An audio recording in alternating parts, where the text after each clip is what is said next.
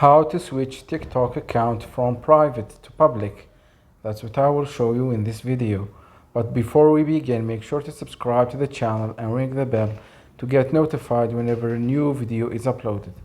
With that said, let's get started. So go ahead and open up TikTok and log into your account.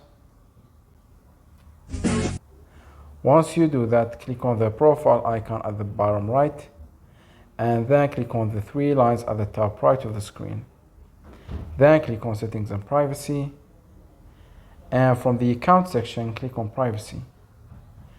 From the discoverability section, you want to turn the private account toggle off.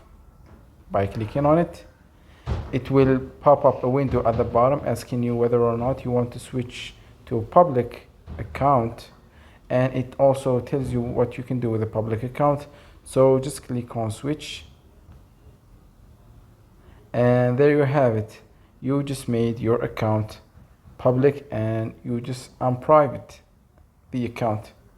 So that was it for this video. That's how you can unprivate your account and make it public.